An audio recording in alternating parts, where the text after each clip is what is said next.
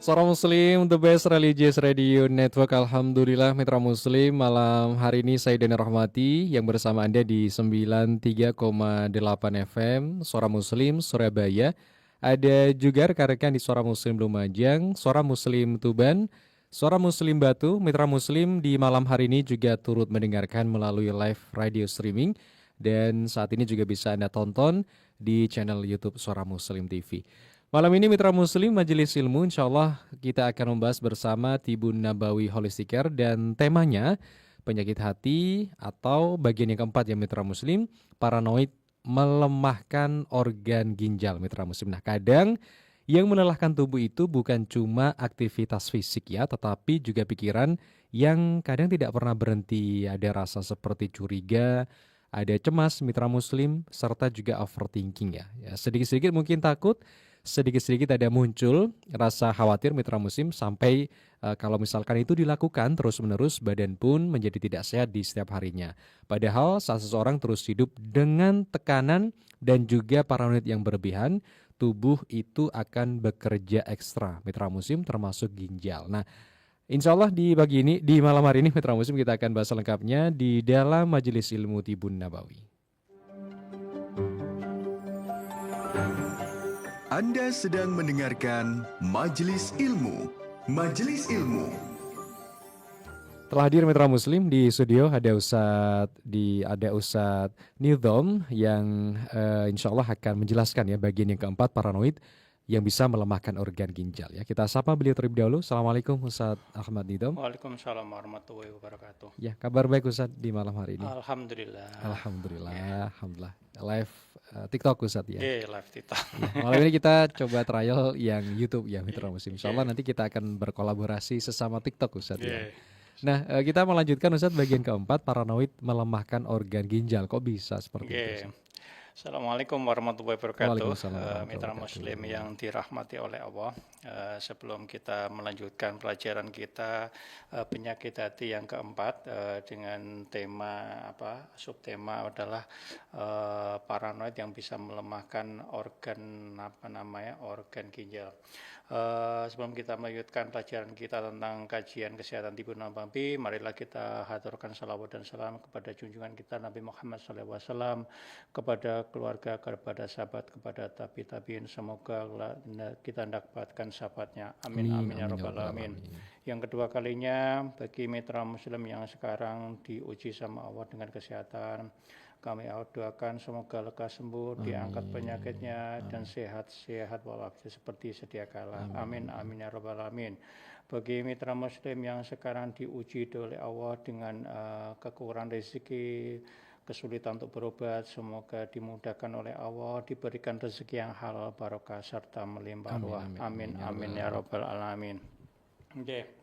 Mas Dani, sekarang kita melanjutkan pada kajian sebelumnya kan sudah kita membahas tentang kecemasan yang berlebih, itu efeknya adalah ke nanti lambung, nanti juga ke organ hati, itu efeknya yang sudah kita bahas 2 minggu lalu. Yang minggu kemarin kita membahas tentang kalau keseringan marah-marah itu adalah efeknya adalah ke jantung, sudah kita bahas. Sekarang kita yang menginjak pada organ yang ketiga adalah ginjal. Jadi kalau kekuatan manusia di ginjal, jadi ada faktor yang namanya fisik dan ada penyebab yang namanya fisik dan ada penyebab namanya faktor fisikis. Pada faktor fisikisnya adalah salah satu penyebabnya adalah karena paranoid, jadi ketakutan yang berlebihan. Ketakutan yang berlebihan itulah yang bisa menyebabkan kerusakan organ fungsi dari ginjal kita. Sebagaimana yang disabdakan pada surat Al-Baqarah ayat 155, Allah bersabda, dan kami pasti akan menguji kamu dengan sedikit ketakutan, kelaparan, kekurangan harta, jiwa, dan buah-buahan. dan sampaikanlah kabar gembira kepada orang-orang yang sabar. Jadi mengutip dari ayat ini bahwa kita itu pasti diuji sama Allah. Nah, yang sekarang kan banyak masalahnya orang diuji itu mesti menyalahkan. Iya, keadaan orang Iya, lain. betul. Jadi sering menyalahkan, tidak bermuhasabah, tidak introspeksi diri, tidak ngeraito jitoe kalau bahasa Jawa. Orang gelem ngeraito jitoe. Kenapa saya diuji? Padahal ujian itu adalah untuk meningkatkan derajat kita di hadapan Allah Subhanahu wa taala supaya kita menjadi orang yang selamat dunia dan akhirat. Yang jadi masalah adalah orang-orang tidak pernah sadar, banyak saling menyalahkan orang lain. Malah kadang saya pernah lihat di media sosial kan, Gimana, Ustaz? malah nyalakan Allah, Ya dicoba ini anaknya punya anak berkebutuhan Ya khusus. Allah, iya. Kenapa kok aku dicoba seperti ini ya Allah, padahal saya tidak ngapa-ngapain. Jadi banyak nggih, kalau kita mau bermuhasabah, semua cobaan di dunia ini pasti akan ada hikmahnya, ada ibrohnya. Yang sekarang jadi masalah, kita mau enggak introspeksi, kita mau enggak bermuhasabah. Apakah ini berupa ujian, apakah ini sebagai cobaan? Kalau memang berupa ujian, ayo penyebabnya apa? Kalau ini kalau ini berupa cobaan adalah kita bersabar, sebagaimana tadi disebutkan di dalam surat Al-Baqarah ayat 155.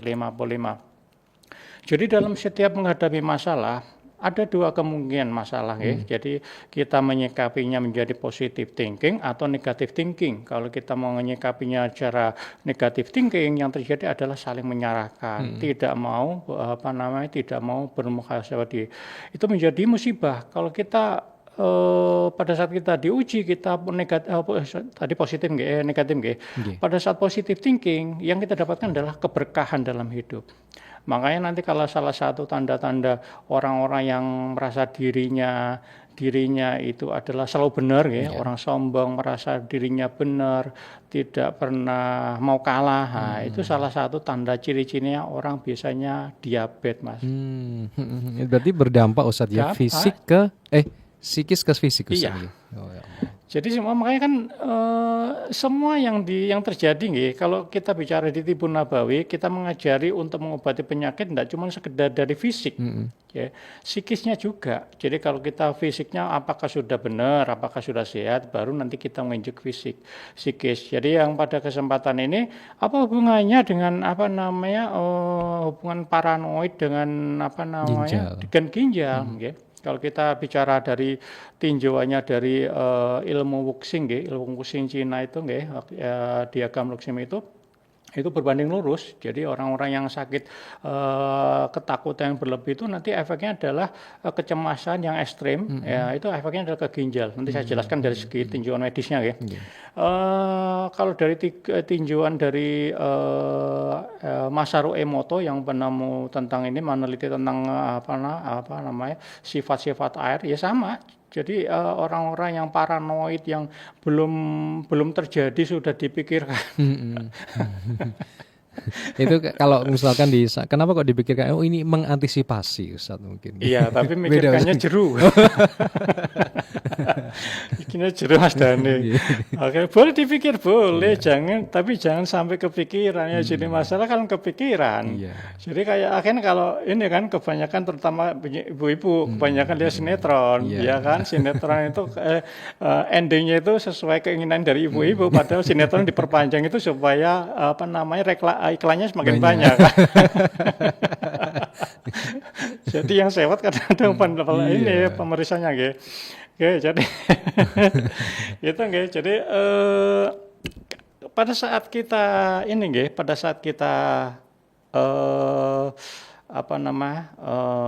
takut yang berlebihan atau kecemasan yang ekstrem, itu membangkitkan yang namanya hormon kortisol.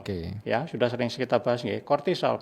Jadi pada saat kita stres, was-was, cemas, paranoid, ketakutan yang berlebihan, ketakutan yang tidak beralasan, itu membangkitkan yang namanya kortisol. Hormon kortisol dihasilkan dari mana? Dihasilkan dari kelenjar adrenal. Kelenjar adrenal posisinya di atasnya ginjal, dia dilepaskan pada saat kita stres. Oke. Jadi stres yang berlebihan, ketakutan yang berlebihan itu kelenjarnya dilepaskan. Apa yang terjadi pada dilepaskan? Yang terjadi adalah tekanan darahnya tinggi, kadar gulanya tinggi.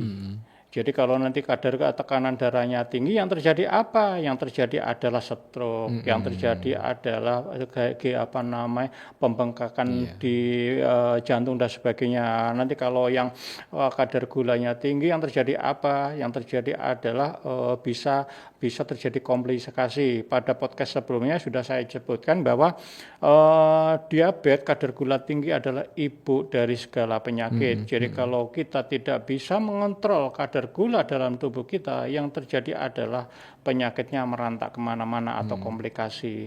Jadi itu juga berlaku pada ini, berlaku pada orang-orang yang sekarang kena kanker, miom, kista, tumor. Nah, itu makanannya penyakit tersebut adalah gula. Jadi kalau jenengan sudah kena penyakit yang tadi saya sebutkan, jenengan masih konsumsi makanan atau minuman yang mengandung gula, sama dengan jenengan ngasih makanan atau ngasih bahan bakar, tambah parah. Gulanya gula aren Ustadz, sehat?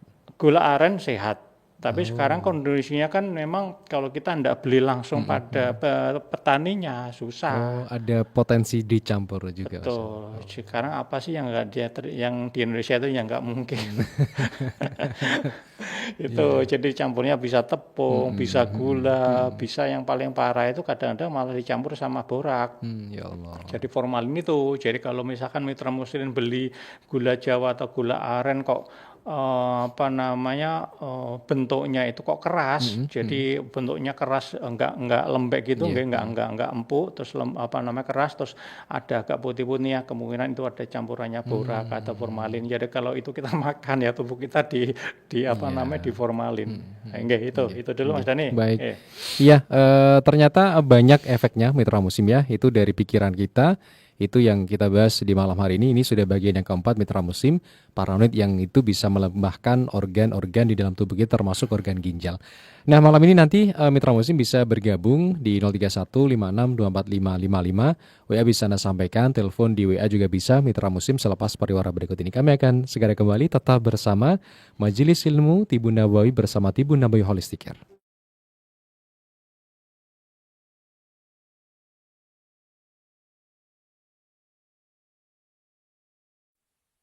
Mencerahkan, menyejukkan,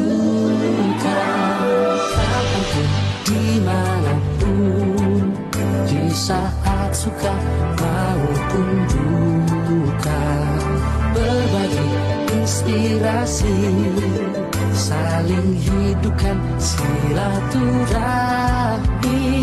Suara Muslim mengisi waktu-waktumu,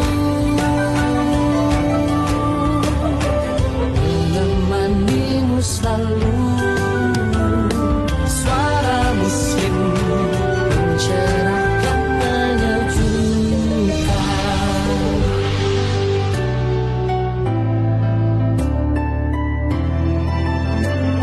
Suara Muslim mencerahkan, menyejukkan.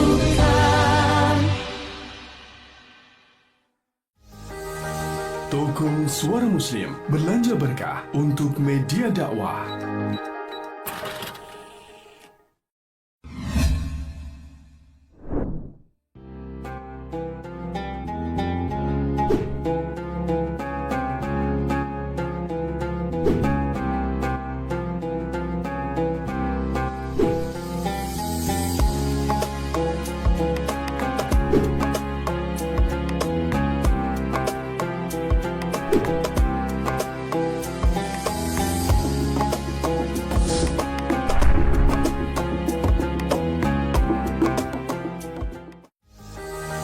Toko Suara Muslim belanja berkah untuk media dakwah.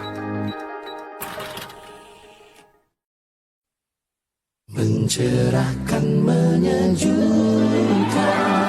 kapanpun, dimanapun, di saat suka maupun duka, berbagi inspirasi. inspirasi, saling hidupkan silaturahmi. Suara Muslim mengisi waktu-waktumu, menemanimu selalu. Suara Muslim mencerahkan, menyejukkan.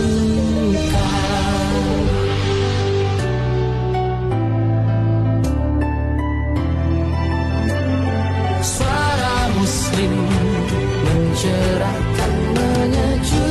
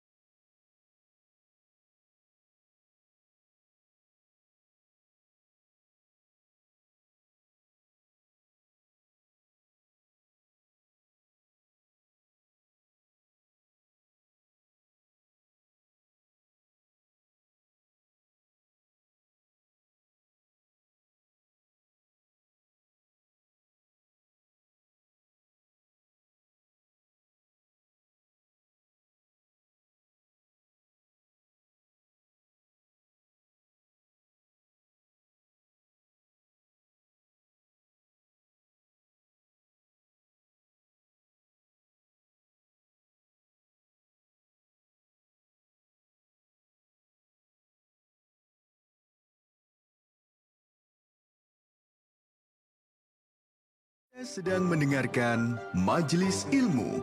Majelis Ilmu. Mitra Muslim, terima kasih masih di Majelis Ilmu malam hari ini bersama Tibun Nabawi Holistic Care, dan kita masih membahas bagian yang keempat, paranoid, melemahkan organ ginjal. Bersama guru kita ada Ustadz Ahmad Nidom, founder Tibun Nabawi Holistic Care, dan saya Dani Rahmati. Jadi saat orang terus-menerus cemas ya Mitra Muslim, overthinking, akhirnya nanti bisa sampai ke keluhan fisik ya Mitra Muslim, sering pusing, mungkin lambung bermasalah, termasuk fungsi organ ginjal bisa berdampak yang tadi sudah dijelaskan oleh Ustadz. Ada penelpon Ustadz di malam ini. Assalamualaikum.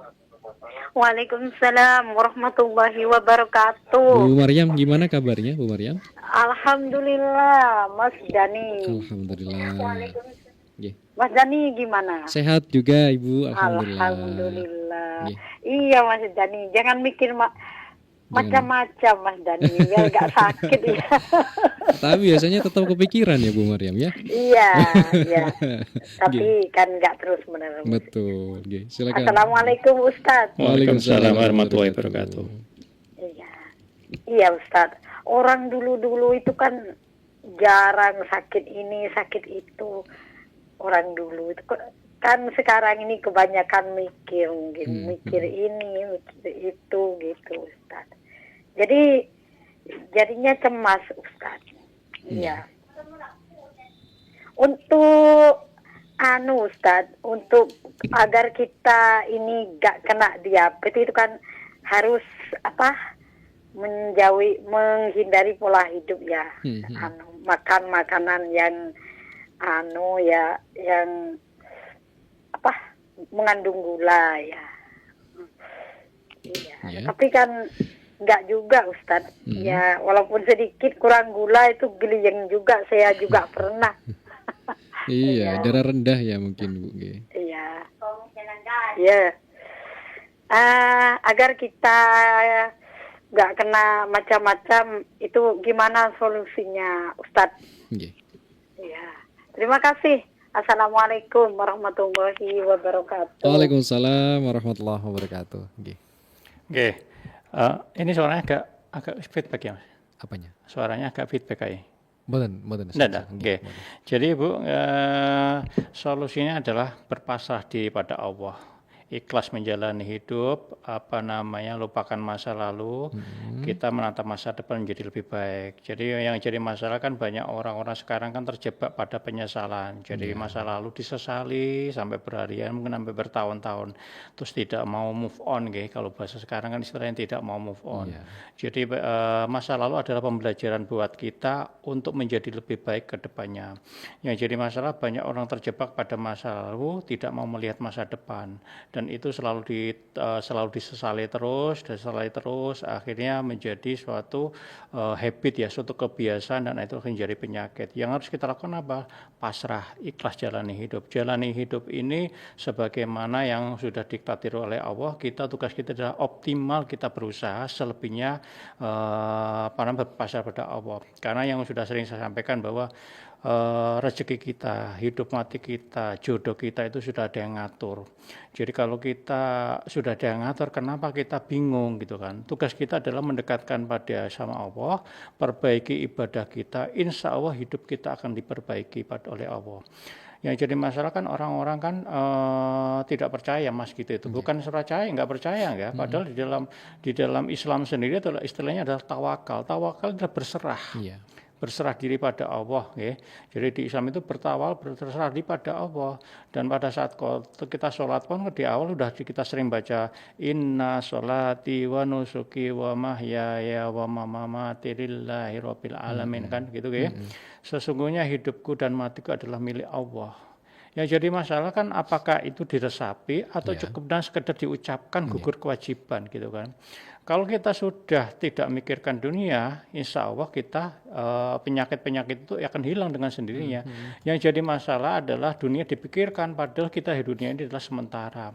Jadi tugas kita adalah ibadah, titik. Apa yang disampaikan oleh Allah adalah 5 waktu sholatnya diperbaiki. Insya Allah akan memperbaiki semuanya. Jadi intinya adalah jenengan berpasrah diri pada Allah. Yang masalah urusan dunia, masalah rezeki, masalah jodoh, masalah anak dan sebagainya, pasrahkan semua kepada Allah. Yang jadi masalah kan orang terjebak dalam kehidupan dunia.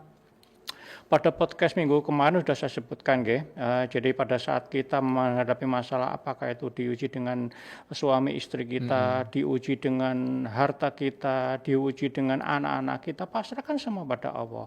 Kalau pada minggu kemarin sudah saya ajari caranya gimana mendidik anak. Jadi sebenarnya kalau kita diuji dengan anak itu sebenarnya kalau kita mau melihat anak itu baik apa enggak, lihatlah orang tuanya. Dan itu berlaku juga ini Mas Dhani, kalau yang masih bujang-bujang, yang kalau mau cari jodoh, nah itu kalau mau lihat anak itu karakternya baik apa enggak, lihatlah orang tuanya, lihatlah lingkungannya. Kalau bahasa Jawa itu bibit, bobot, bebet, nanti akan ketemu perilakunya seperti apa. Karena didikan dari orang tua itu nanti akan berpengaruh pada anak-anak. Yang jadi masalah kan kadang-kadang orang mendidik anak itu sampai tua pun anak-anak masih dididik, padahal tekniknya tidak seperti itu. Jadi kalau sudah anak-anak sudah mulai dewasa, tugas orang tua bukan lagi mendidik, tapi mendoakan. Yang jadi masalah adalah orang-orang terjebak pada mendidik terus. Nanti kalau yang dididik ini tidak sesuai harapan, yang terjadi adalah nanti emosi, marah, mangkal. Makanya banyak kan yang terjadi di lingkungan kita. Anak bertengkar dengan ibu, bertengkar dengan anaknya, ibu bertengkar dengan menantunya. Karena apa? Enggak cocok. Karena apa? Sebenarnya kalau sudah tua itu jadi ibu-ibu yang sudah tua, yang sudah punya menantu, ayo jenengan fokus pada ibadah. Kalau masih ada suami, merawat suaminya. Jadi tugas jenengan setelah nikah itu tanggung jawab anak-anak adalah ke suaminya. Jadi kalau jenengan sekarang masih berkutat pada ngurusin anak-anak udah besar, anak-anak sudah menikah, orang tuanya masih ngopeni anak-anaknya, itu yang terjadi adalah nanti waktu jenengan terbuang hanya untuk ngurusi dunia, jenengan lalai dengan urusan akhirat. Yang terjadi apa? Kalau misalkan yang jenengan ini urusin anak-anak itu tidak sesuai harapan, yang terjadi adalah mangkel, marah, dendam, penyakit. Yang harus kita lakukan apa? Yang kita lakukan adalah setelah anak-anak besar, tugas kita adalah ibadah, titik. Jadi kemarin udah saya sebut apa nggih, sudah saya kasih contoh adalah tutwuri handayani nggih. Ing ngarsa song tulodo, ing madya bangun sarso, ing ngarsa song tutwuri handayani. Pada saat anak-anak kecil posisi kita di depan, kita memberikan contoh sampai mereka akhil balik. Pada saat akhil balik posisi kita tidak di depan lagi, posisi kita di samping mendampingi ananda. Jadi nanti setelah itu akhil balik selesai sampai usia dewasa, setelah dewasa posisi kita tidak di samping lagi, tapi posisi kita di belakang mendoakan anak-anak. Makanya salah satu doa yang mustajabah doanya seorang ibu. Ini sering saya sampaikan, hati-hati nggih. Ibu-ibu nggih, ibu-ibu yang sering ngomongnya keceplosan, ngomongnya mendoakan buru-buru itu hati-hati banget karena salah satu doa mustajabah adalah doanya seorang ibu. Jadi masa depan anak-anak jenengan, masa depan keluarga jenengan tergantung apa yang jenengan ucapkan. Oke, itu dulu. Baik, terima kasih. Ada berikutnya. Assalamualaikum. Nah, dengan Ibu siapa di mana? Bu Sarti. Ibu sinten? Ibu Esti? Nggih. Oh, nggih. Dari Surabaya Ibu Esti? Nggih. Alhamdulillah. Silakan Ibu Esti pertanyaannya. Nggih, mau nanya Pak Ustaz. Nggih. Assalamualaikum Pak Ustaz. Waalaikumsalam warahmatullahi wabarakatuh. Mau nanya itu loh Pak Ustaz, gejala diabetes itu gimana ya Pak Ustaz ya?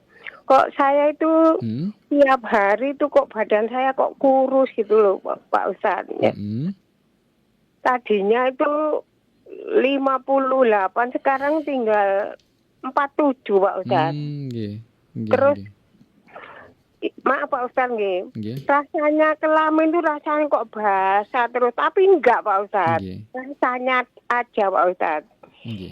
Itu bagaimana Pak Ustadz? Itu apa ciri-ciri gejala diabetes ya Pak Ustadz ya? Maaf Pak Ustadz nggih. Itu aja Pak Ustadz. Assalamualaikum. Usianya berapa Bu Esti?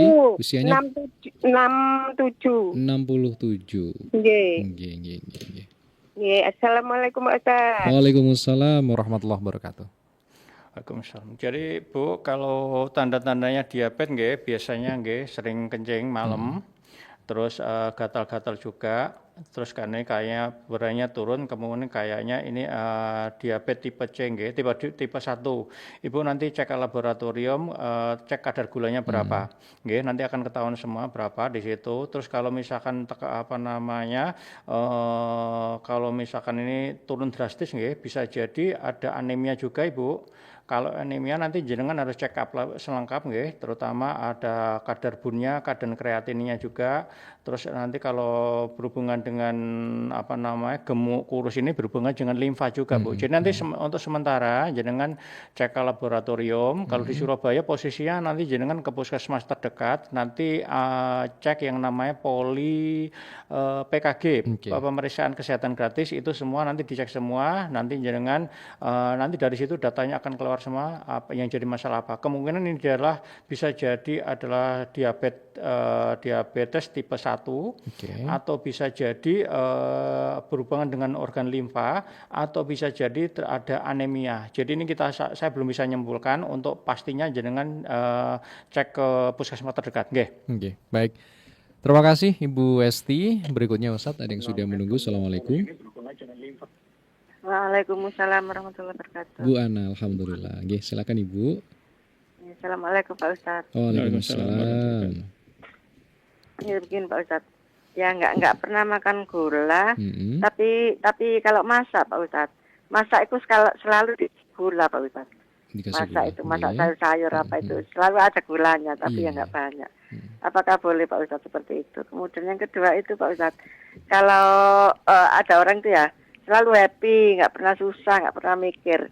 Karena kalau ada pikiran yang banyak itu buat baca Al-Quran sekalian terjemahannya. Jadi fokusnya fokus ke Al-Qur'annya, nggak fokus ke susahnya, Ustaz. Apakah betul seperti itu, Pak Ustaz? Mohon penjelasan. Terima kasih. Assalamualaikum. Waalaikumsalam warahmatullahi wabarakatuh. Tapi Ustadz kita jeda dulu. Nanti setelah kita akan sambung.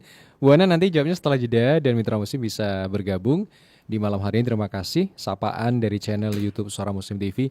Bunda Afia Salamah, ada Mbak Kartika juga, terima kasih. Bu Yati dari Malang, Pak Sugiyanta juga terima kasih. Kak Miftahul Jannah, ada akun Sah ya, terima kasih juga yang bertanya. Nanti insya Allah kita akan lanjutkan selepas pariwara berikut ini. Mencerahkan, menyejukkan, kapanpun, dimanapun, di saat suka maupun duka, berbagi inspirasi, saling hidupkan silaturahmi. Suara Muslim mengisi waktu-waktumu, menemanimu selalu. Suara Muslim mencerahkan, menyejukkan.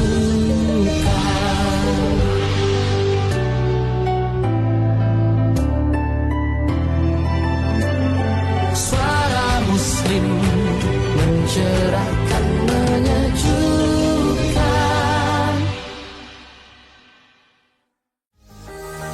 Toko Suara Muslim belanja berkah untuk media dakwah.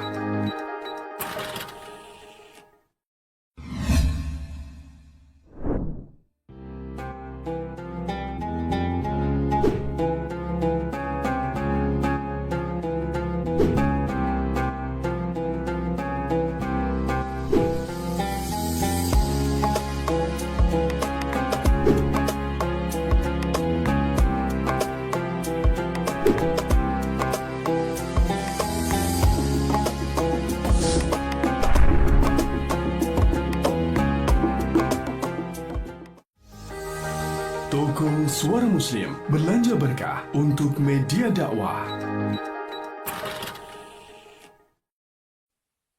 Mencerahkan, menyejukkan, kapanpun, dimanapun, di saat suka maupun duka, berbagi inspirasi, saling hidupkan silaturahmi. Suara Muslim mengisi waktu-waktumu, menemanimu selalu. Suara Muslim mencerahkan, menyejukkan.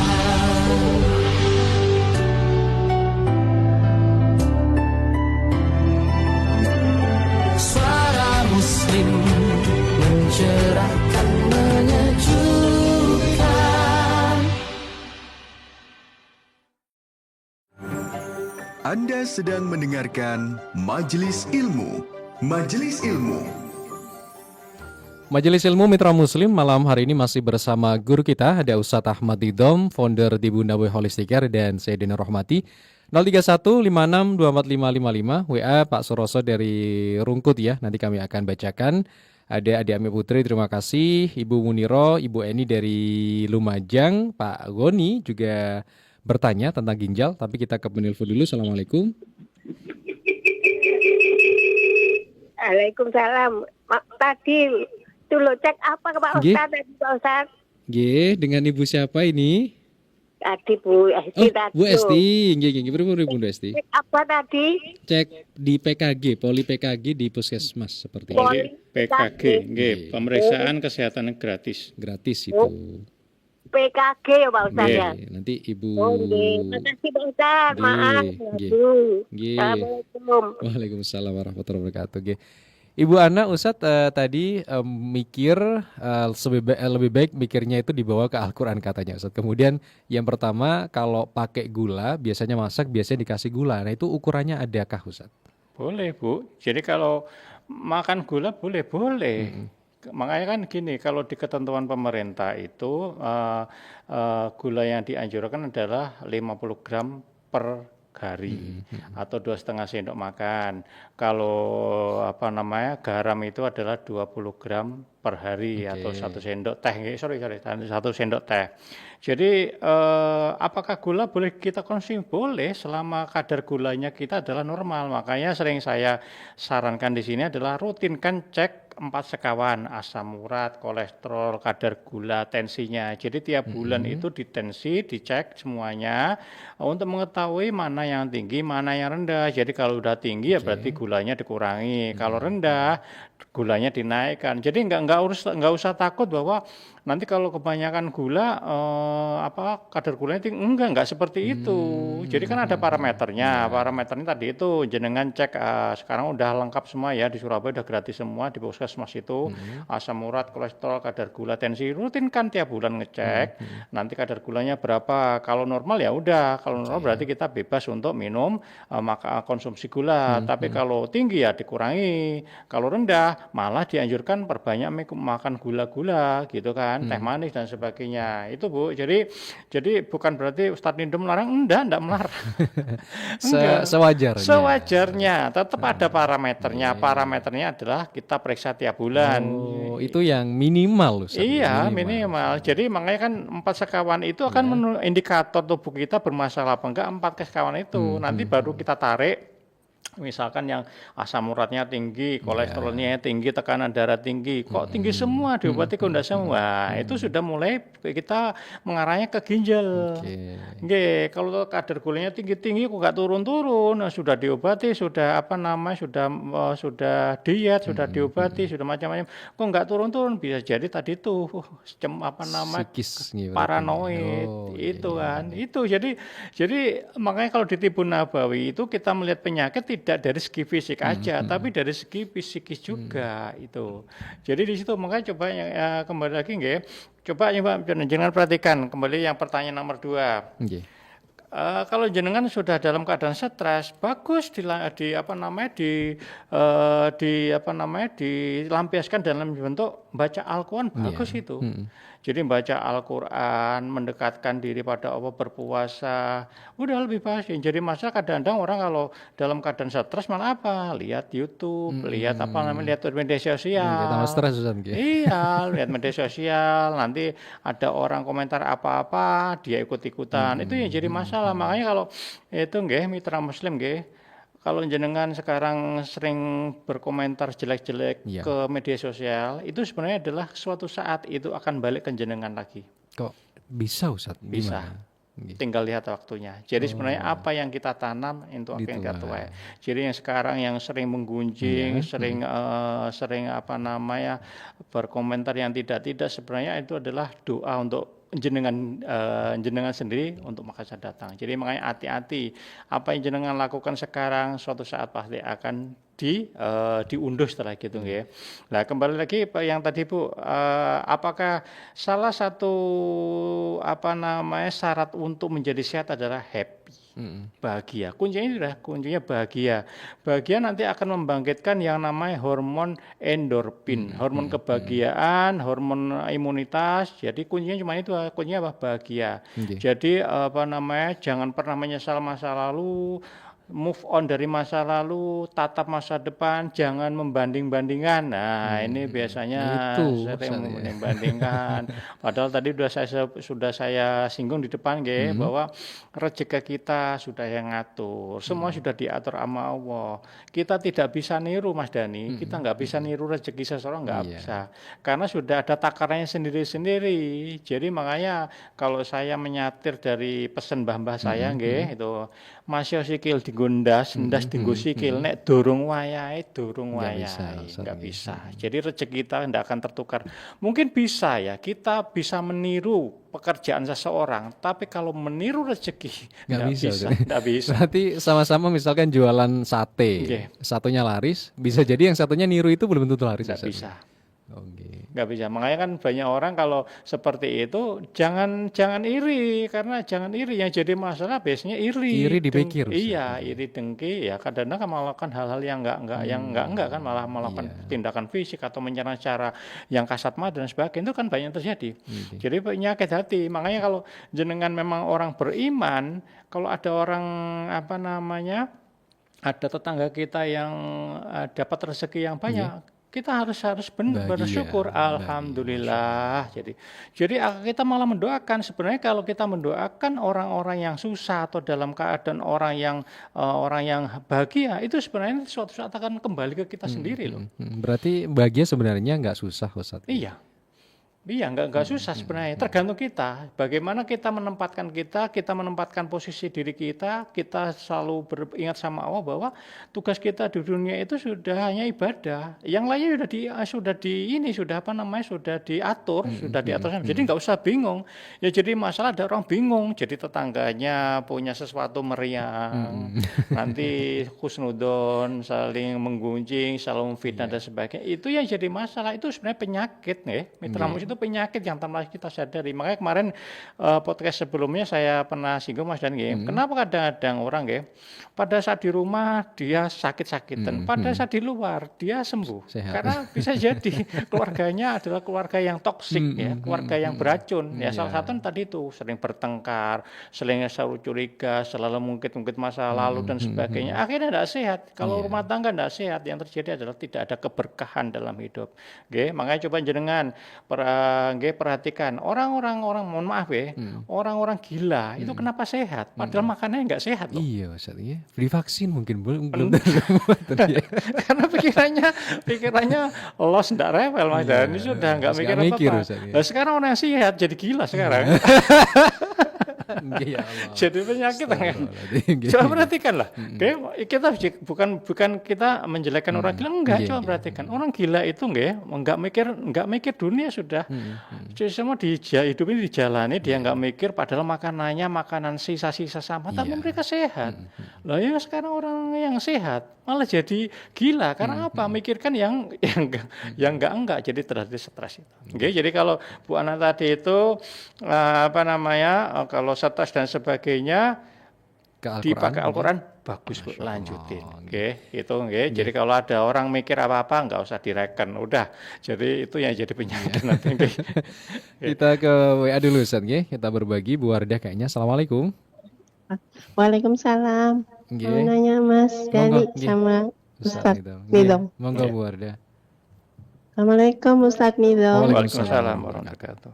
Iya. Ustaz, saya tuh punya saudara, dulu itu gulanya itu 400, 300.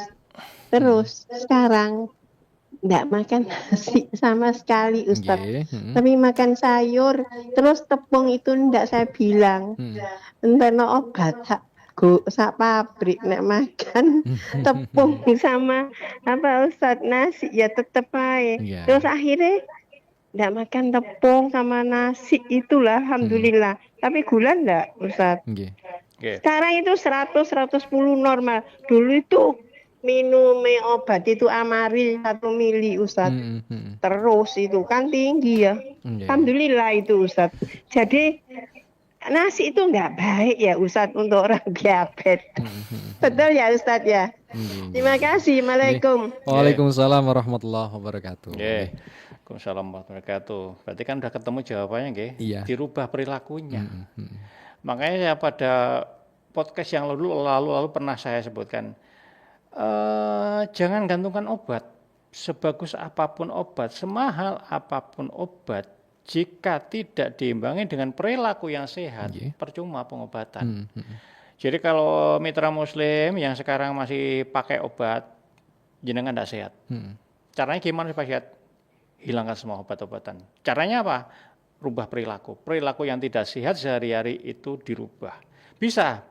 Jadi kalau jenengan bilang bisa, bisa. Nanti akan diberikan jalan sama Allah. Tapi kalau jenengan bilang nggak bisa, ya nggak bisa. Itu otak kita sudah namanya mental block, sudah di-cut, sudah di-block, tidak siap berubah.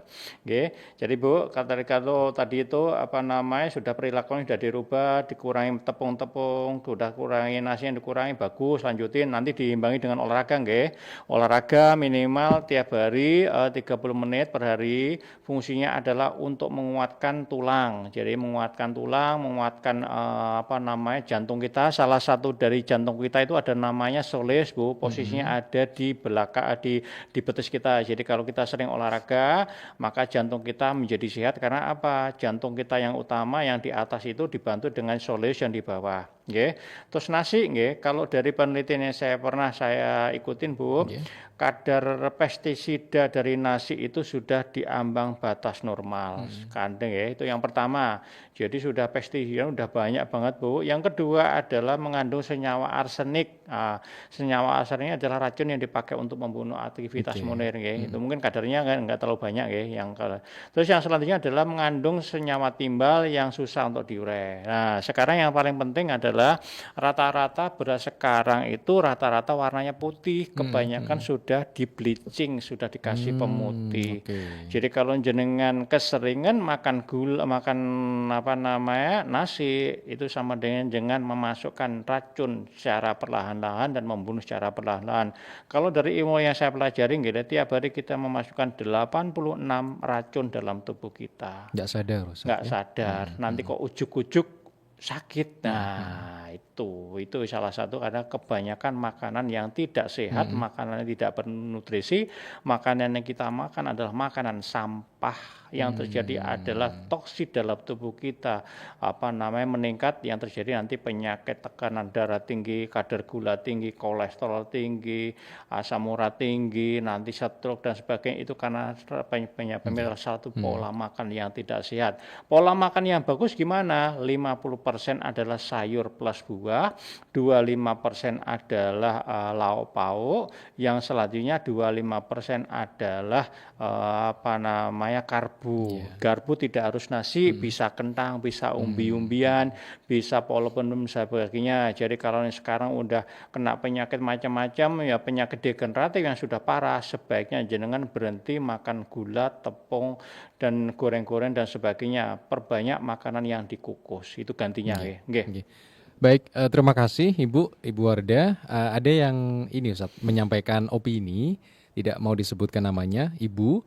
Ustadz, pas sekali pembahasan malam ini tentang overthinking, Ustadz ya. Ini tentang keadaan yang beliau hadapi sehari-hari, yaitu mengenai pasangan yang tidak komitmen dalam menjaga kesehatan, padahal sudah terkena berbagai macam penyakit, diantaranya ada jantung, kolesterol, sering tinggi, tensi juga lumayan tinggi, Ustadz, tapi tetap bandel, merokok ditunjang dengan malas berolahraga. Nah, ini sebagai seorang istri, Ustadz, kadang itu sering emosi, Ustadz ya. Emosi sering terkuras, kemudian mudah tersulut amarah. Akhirnya beliau yang juga malah terkena vertigo, Ustadz. Dan ini saat ini juga lelah mengingatkan lagi untuk bisa menjaga kewarasan diri sendiri. Berarti ya nggak usah diingatkan lagi, Ustadz ya, karena overthinking juga, kemudian kena vertigo, Ustadz ya. Dan harus penting juga untuk bisa menjaga kewarasan diri sendiri, Ustadz. Oke. Jadi Bu, kalau biasanya yang paling sulit dalam keluarga adalah menasihati keluarga sendiri. Gitu Ustaz. Jadi kalau jenengan kepengen menasihati suami, jangan jenengan. Karena apa? Subjektif. Karena udah tahu karakternya, biasanya kalau yang menasihati itu adalah keluarga sendiri, itu subjektif. Dan itu biasanya makso. Jadi kalau memang nasihatnya, kalau kita menasihati orang, nasihat itu bisa kalau kita nasihat itu enggak serta-merta langsung dirubah. Kalau merubah karakter itu enggak semudah membalikan telapak tangan. Makanya pada sering saya sebutkan bahwa nek watuk iso diobati, nek watak digowo mati. Jadi itu yang bersangkutan dengan kesadaran sendiri. Makanya kalau jenengan kepingin merubah karakter seseorang, jangan jenengan piyambak yang lakukan. Suruh orang lain atau orang yang disegani atau orang yang lebih tua. Oke. Jadi jangan yang bersangkutan. Kalau misalkan yang suaminya, istrinya yang menasihati, pasti tidak mau. Karena apa? Pasti egonya tinggi, tersentil egonya. Yang kedua adalah biasanya kalau kita menasihati keluarga sendiri, biasanya maksa berubah. Nanti kalau nggak mau akhirnya kepikiran. iya, marah. kalau nggak mau kepikiran. Enggak. Jadi kalau jenengan kepengen merubah seseorang, terutama suami istri atau pasangan kita, suruh orang lain atau orang yang berkompeten dengan cara menasihatin dengan cara pakai logika, dengan pakai teori, dengan pakai yang masuk akal.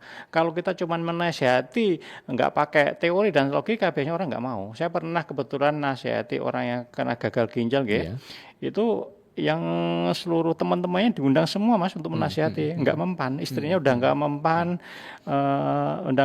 nggak ngereken, sampai diundang teman-temannya juga nggak ada reken. Kebetulan akhirnya beliau kenal saya, akhirnya saya dipanggil ke sana, saya edukasi jadi saya edukasi dengan teorinya, dengan pakai logika, Bapak kalau sakit gagal ginjal ini gini efeknya bla bla bla bla bla, saya jelaskan semua sama pakai teori Bu. Jadi kita nggak maksa, nggak mau cuma kasih gambaran penyakit ini gini-gini, kalau Bapak nggak berubah ini efeknya gini-gini. Orang yang nurut. Alhamdulillah. Jadi kalau kita mau menasihati seseorang, jangan kita yang nasihati, suruh orang lain yang berkompeten dan orang yang disegani. Kalau kita yang nasihat pasti nggak akan direken.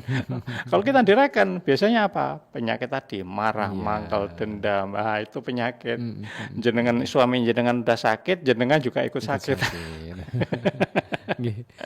Baik, terima kasih Bu. Semoga nanti bisa menemukan jalan. Salah satu caranya tadi menasihatinya mungkin dari orang tuanya atau saudaranya, atau yang penting orang lain. Orang yang disegani. Tapi sekedar ini nasihatnya bukan sekedar ini, maksudnya sekedar nasihati. Kalau nasihati misalkan kamu jangan rokok, tapi yang menasihati ngerokok ya kan. Itu kan gitu. Jadi yang menasihati itu dirinya harus benar dulu. Baik, kita jeda dulu Ustaz. Nanti sesi terakhir Mitra Muslim selepas pariwara berikut ini. Anda sedang mendengarkan Majelis Ilmu. Majelis Ilmu mencerahkan, menyejukkan, kapanpun, dimanapun, di saat suka maupun duka, berbagi inspirasi, saling hidupkan silaturahmi. Suara Muslim mengisi waktu-waktumu, menemanimu selalu. Suara Muslim mencerahkan, menyejukkan.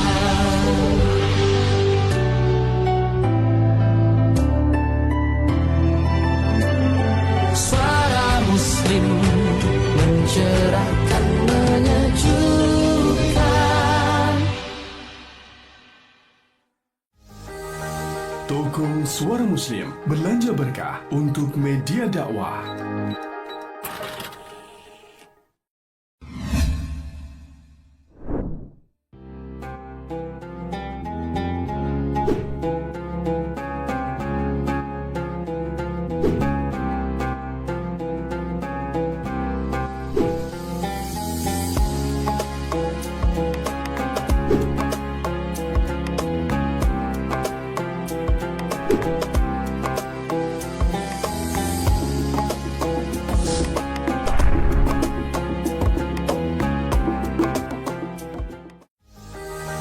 Toko Suara Muslim Belanja Berkah untuk media dakwah.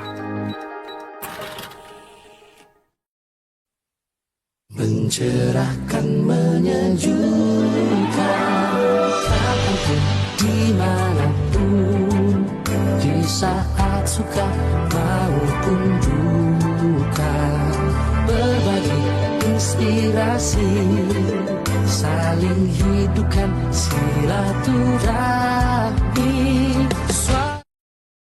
Anda sedang mendengarkan Majelis Ilmu. Majelis Ilmu. Segmen terakhir Mitra Muslim Majelis Ilmu di malam hari ini bersama Ustadz Ahmad Nidham, founder Tibun Nabawi Holistic Care.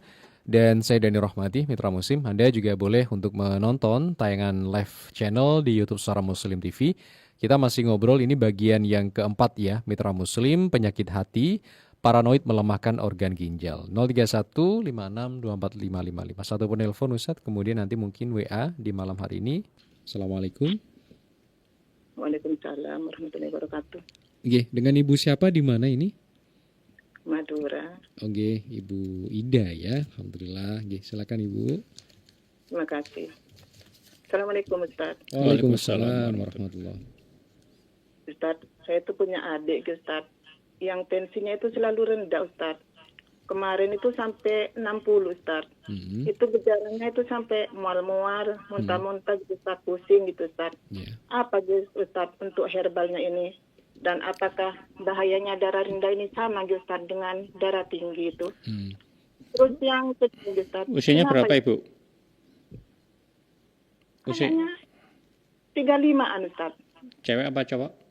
Cewek. Gini, kenapa Ustaz untuk yang ada bermasalah dengan penyakit ini, kesehatan ini, kok dilarang makan tepung Ustaz? Ada apa Ustaz dengan tepung ini? Kok bahaya sekali tepung ini? Mohon jawabannya Ustaz. Terima kasih. Waalaikumsalam warahmatullahi. Iya, Ustaz. Tensinya rendah Bu, jadi tensinya rendah itu bisa anemia nggih. Jadi nanti kalau untuk sementara herbal-herbalnya jenengan konsumsi. Ini dong, ngapunten saya itu potong. Coba di ini Ustaz, digerakkan yang kabel warna merahnya Ustaz. Ini nggih, yang merah nggih. Nggih, sampun. Sudah nggih. Oke. Matur suwun. Nggih, tensi rendah Bu, bisa jadi untuk herbalnya nggih jenengan minum sate kambing atau gulai kambing selama 3 hari berturut-turut untuk meningkatkan HB-nya nggih. Nanti bisa jenengan konsumsi madu angka nggih, atau bisa jadi bisa nanti ini bayam merah ditambah tauge untuk meningkatkan HB-nya nggih itu.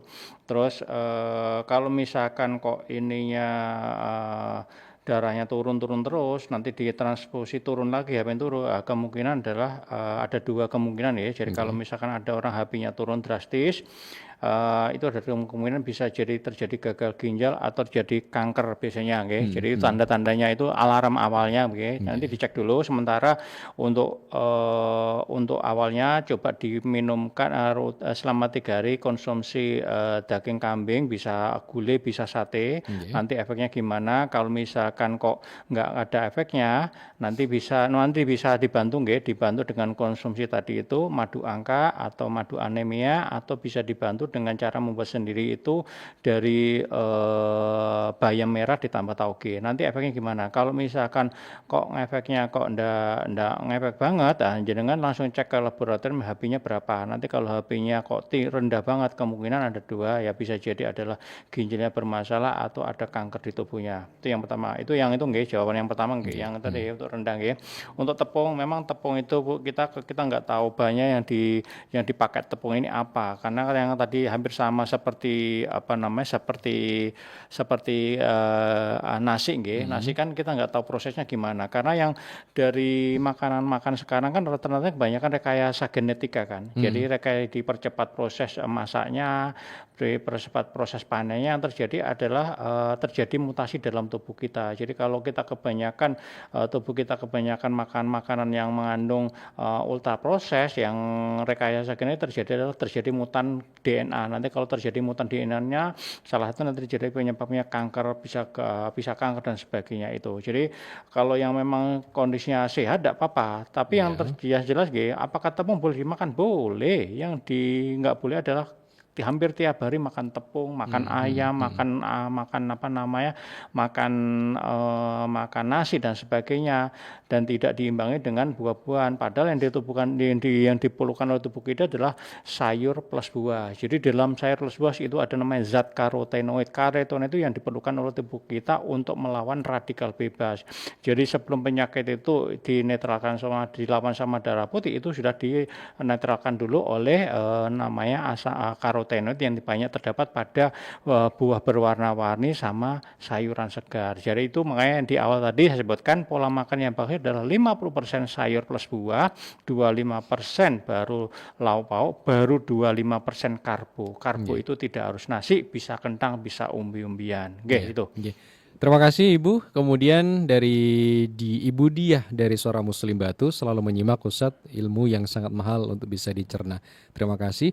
Kemudian Mitra Muslim yang tidak menyebutkan nama Ustadz, untuk batu empedu apakah ada alternatif herbal selain operasi ukuran sekitar 1,5 cm Ustadz? Dan apakah bisa ditimbun nambahi holistic care? Batu empedu ada herbalnya Bapak, tapi yang tersering Bapak ini tadi ya. Ibu, batu empedu salah satu penyebab dari batu empedu. Jadi nanti kalau herbalnya ada di kami nanti bisa di WA Wapri. Tapi tadi di awal sudah saya jelaskan bukan obat yang jadi masalah. Jadi sebagus apapun obat, jika perilaku tidak sehat kita tidak dirubah. Salah satu penyebab dari batu empedu adalah salah satunya adalah sering tidur kemalaman. Maksudnya masih ingat ya. Jadi orang-orang yang sakit batu empedu itu biasanya sering begadang. Jadi yang sering begadang, jadi itu nanti berhubungan dengan organ liver. Organ liver kerjanya jam berapa? Organ liver kerjanya jam 11 malam sampai jam 3 pagi.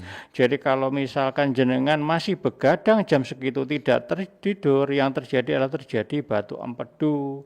Yang harus dilakukan apa? Yang harus dilakukan dirubah perilakunya, jam tidur jam 11 malam sampai jam 3 pagi. Wajib tidur Nanti kalau batu empedu sudah ada, nanti dibantu untuk supaya hancur. Nanti setelah hancur, ya supaya nggak kembali lagi apa? Pola tidurnya harus diperbaiki. Itu yang pertama. Yang kedua, biasanya kalau batu empedu berhubungan dengan kebanyakan makanan bakso, pentol, atau daging yang bergaji. Nah, sekarang pertanyaannya, Ibu masih sering makan itu apa enggak? Jadi kalau masih sering makan itu, ayo dirubah. Jadi kalau jenengan masih masih makan itu, sebagus apapun obat yang kami berikan, nanti tidak akan ngefek, percuma. Jadi mending nggak usah berobat. Itu. Jadi yang dirubah Bu, perilakunya dirubah, perilaku tidurnya sama makanan yang mengandung pentol, makanan yang mengandung gaji-gaji mulai dikurangi, olahraganya harus dilakukan jalan kaki minimal tiap hari sama berjemur punggung 10 menit tiap pagi. Itu dulu. Baik. Terima kasih Mitra Muslim, ini banyak WA-nya. Terakhir mungkin singkat saja Ustadz, kalau masalah batu ginjal apakah bisa Ustadz diobati dengan herbal? Insya Allah. Oke, nanti langsung sambung saja ke Tibu Nabawi Holistic Care. Nah kalau di depan itu Ustadz, jadi Mitra Muslim yang sekarang lihat menonton lewat YouTube, lihat YouTube-nya Suara Muslim, kebetulan di depan ini kami sediakan obat herbal untuk yang gagal ginjal. Jadi Mitra Muslim yang sekarang lagi gagal ginjal, kadar EGFR-nya di bawah 15, monggo bisa WhatsApp kami berikan gratis. Khusus yang memang sudah yang belum follow IG kami dan memang sudah terkena gagal ginjal. Baik. Terima kasih Mitra Muslim, tidak cukup waktu untuk kita bacakan semuanya. Dan Ibu Baiti juga terima kasih adik Ami Putri, Bu Yati dari Malang, Ngawi. Mitra Muslim nanti bisa sambung, ada beberapa Mitra Muslim tadi sudah kami berikan untuk nomor telepon di Tibun Nabawi Holistic Care. Silakan nanti bisa di WA Mitra Muslim, atau yang baru saja mungkin mendengarkan nanti bisa WA saja ke Suara Muslim di 0855 3938. Untuk yang akan mau ke sana bisa reservasi 1 hari sebelumnya Ustadz. Jam bukanya dari pagi sampai jam 8. Jam 8 pagi sampai jam 8 malam. Jam 8 pagi sampai jam 8 malam. Baik, terima kasih Ustadz. Sudah kesimpulan apa belum tadi Ustaz? Belum. Belum. Ya, Ustaz, silakan. Mitra Muslim yang sekarang punya ketakutan yang besar. Caranya gimana? Caranya adalah hadapi keadaan sekarang, lupakan masa lalu.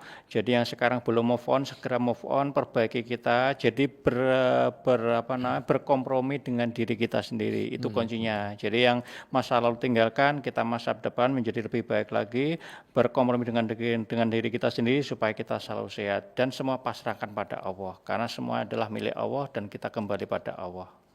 Baik, Terima kasih Ustaz Nidom, semoga sehat selalu. Ustaz, insya Allah kita akan lanjutkan pada Jumat yang akan datang. Assalamualaikum warahmatullahi wabarakatuh. Waalaikumsalam warahmatullahi wabarakatuh. Ya, bersama Tibun Nabawi Holistic Care, Mitra Muslim, dan saya Dani Rahmati, ada rekan Muhammad Azhar di videografer. Subhanakallahumma wa bihamdika, asyhadu alla ilaha illa anta, astaghfiruka wa natubu ilaik. Assalamualaikum warahmatullahi wabarakatuh.